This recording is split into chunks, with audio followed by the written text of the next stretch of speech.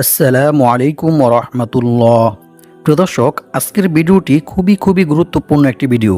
আজকের ভিডিওতে আমি আপনাদেরকে এরকম 10টি দোয়া শিখিয়ে দেব, যে 10টি দোয়া নামাজের পরে পাঠ করিলে আল্লাহ পাক রব্বুল আলামিন আপনাকে মৃত্যুর পর সরাসরি জান্নাতে প্রবেশ করাবেন এবং আপনার সকল বিপদ আপদ, বালা মুসিবত, দুঃখ কষ্ট, দুশ্চিন্তা ও দারিদ্রতা দূর করে দিবেন এবং আল্লাহ পাক রব্বুল আলামিন আপনার সকল অভাব অনটন, দারিদ্রতা ও ঋণ দূর করে দিয়ে আপনাকে কোটি টাকার মালিক বানিয়ে দিবেন ইনশাআল্লাহ।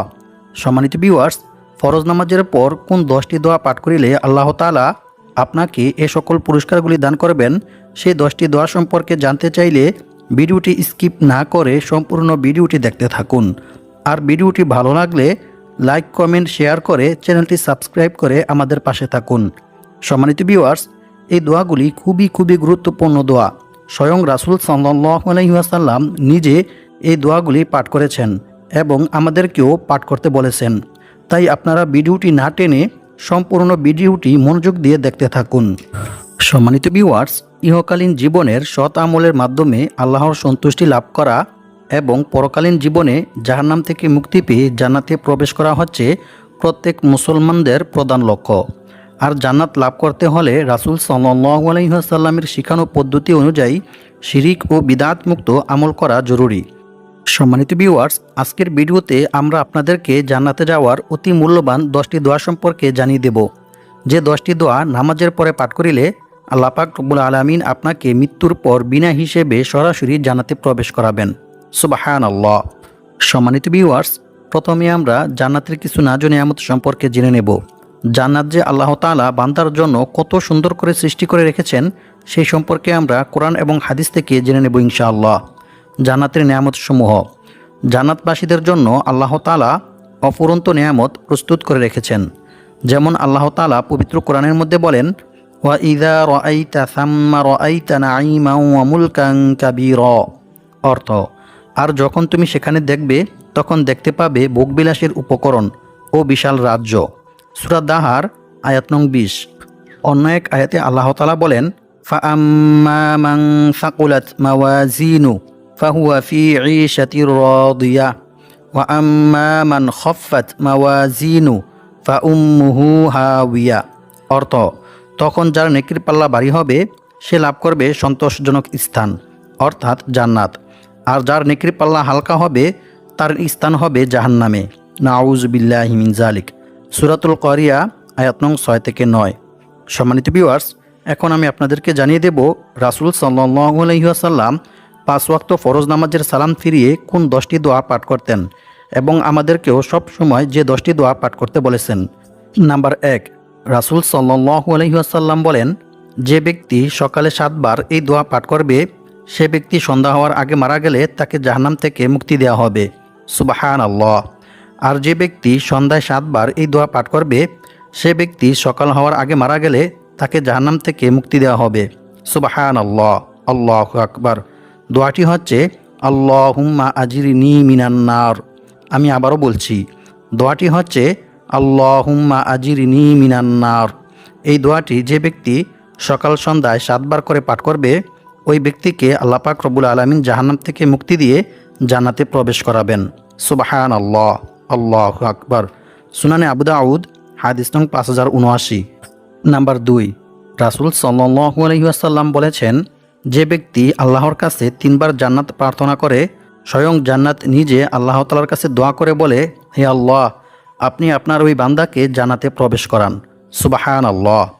আর যে ব্যক্তি আল্লাহর কাছে 3 বার জাহান্নাম থেকে আশ্রয় প্রার্থনা করে, স্বয়ং জাহান্নাম নিজে আল্লাহ তাআলার কাছে বলে, হে আল্লাহ, আপনি আপনার ওই বান্দাকে জাহান্নাম থেকে মুক্তি দিন, আমিন।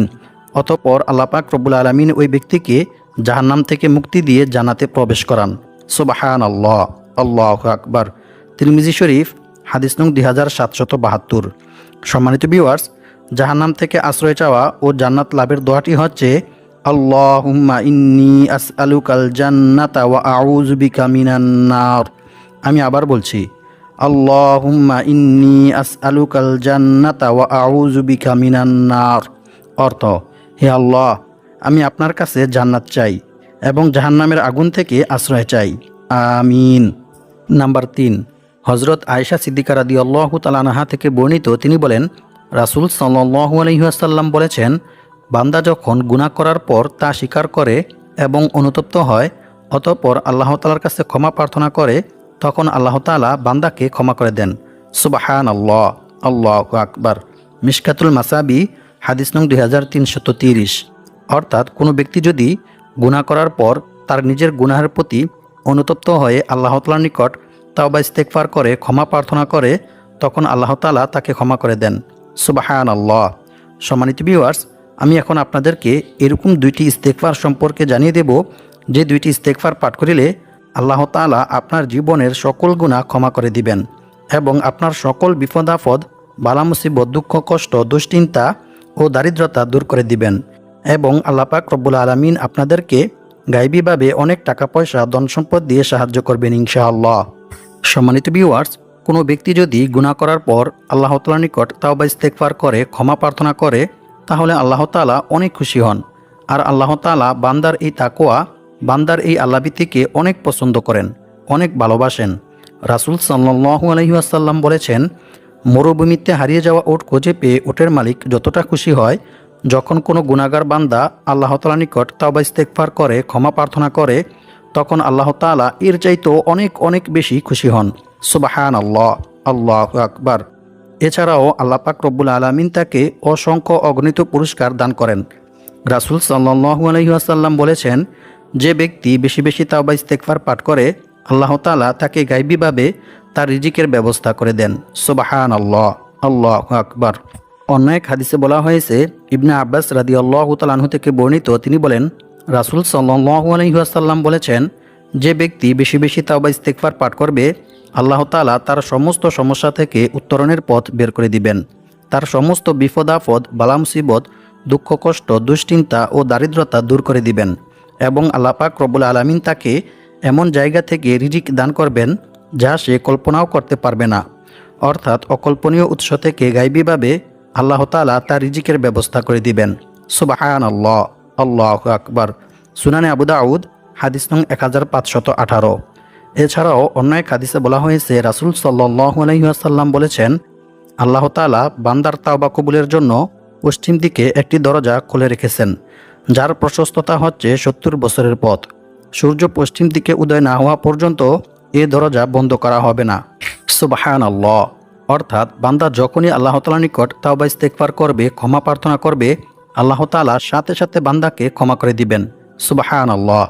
সম্মানিত ভিউয়ার্স, এখন আমি আপনাদেরকে এরকম দুইটি ইস্তেগফার শিখিয়ে দেব, যে দুইটি ইস্তেগফার পাঠ করিলে আল্লাহ তাআলা আপনার জীবনের সকল গুনাহ ক্ষমা করে দিবেন এবং আপনার সকল বিপদ আপদ, বালা মুসিবত, দুঃখ কষ্ট, দুশ্চিন্তা ও দারিদ্রতা দূর করে দিবেন এবং আল্লাহ পাক রব্বুল আলামিন আপনাকে মৃত্যুর পর সরাসরি জান্নাতে প্রবেশ করাবেন। সুবহানাল্লাহ।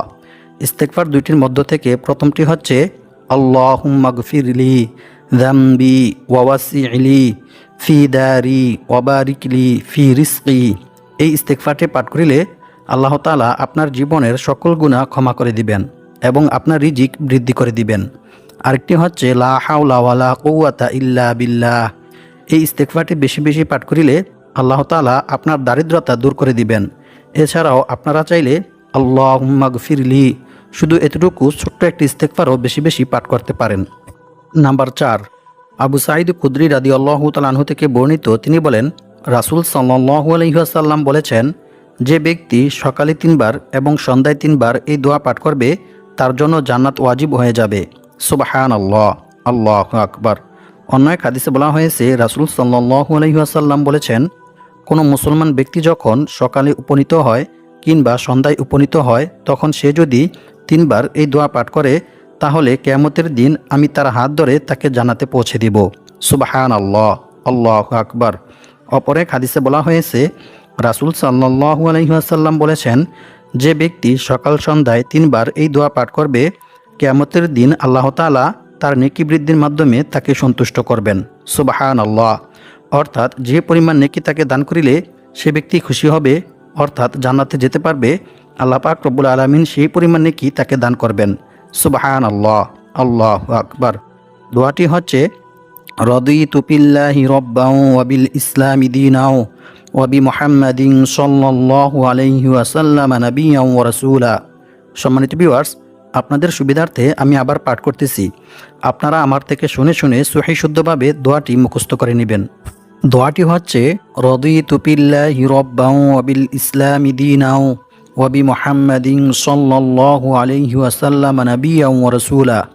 দোয়াটি খুবই ছোট কিন্তু অনেক গুরুত্বপূর্ণ একটি দোয়া, তাই আপনারা সকলেই ভালোভাবে দোয়াটি মুখস্থ করে নেবেন এবং সকাল সন্ধ্যায় 3 বার এই দোয়াটি অবশ্যই পাঠ করবেন ইনশাআল্লাহ। নাম্বার 5, সাদ্দাদ বিন আউস রাদিয়াল্লাহু তাআলা আনহু থেকে বর্ণিত, তিনি বলেন, রাসূল সাল্লাল্লাহু আলাইহি ওয়াসাল্লাম বলেছেন, যে ব্যক্তি সকালবেলায় দৃঢ় বিশ্বাসের সঙ্গে এই ইস্তেগফারটি একবার পাঠ করবে এবং ওই ব্যক্তি সন্ধ্যা হওয়ার আগে মারা যাবে, তাহলে তাকে জান্নাতে প্রবেশ করানো হবে। সুবহানাল্লাহ।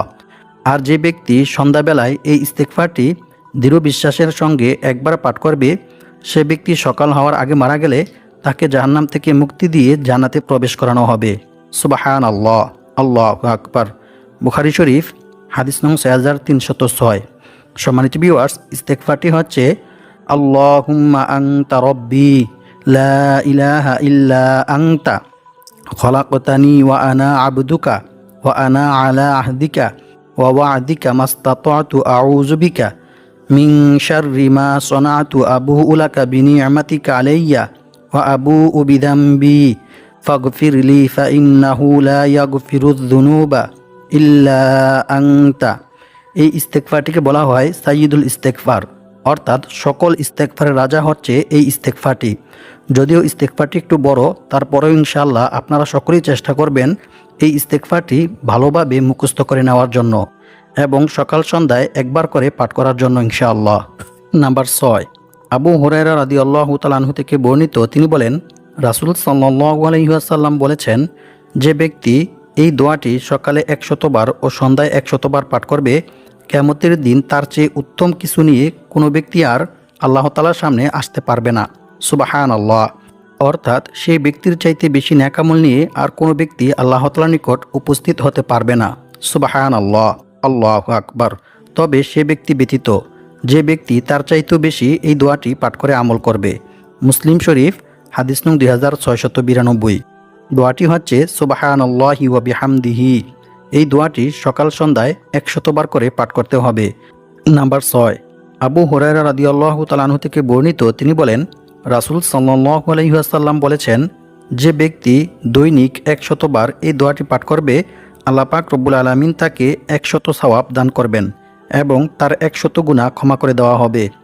এছাড়াও ওই ব্যক্তিকে ওই দিন সন্ধ্যা পর্যন্ত শয়তান আর কোনো প্রকার ক্ষতি করতে পারবে না। সুবহানাল্লাহ, আল্লাহু আকবার। আর এই ব্যক্তির চাইতে বেশি উত্তম নেকামল আর কোনো ব্যক্তি করতে পারবে না।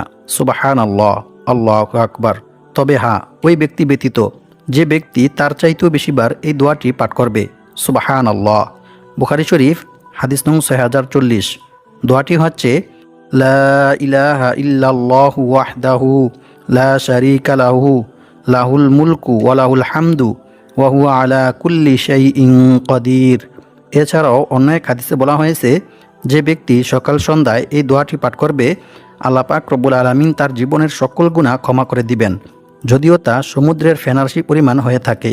সুবহানাল্লাহ, আল্লাহু আকবার।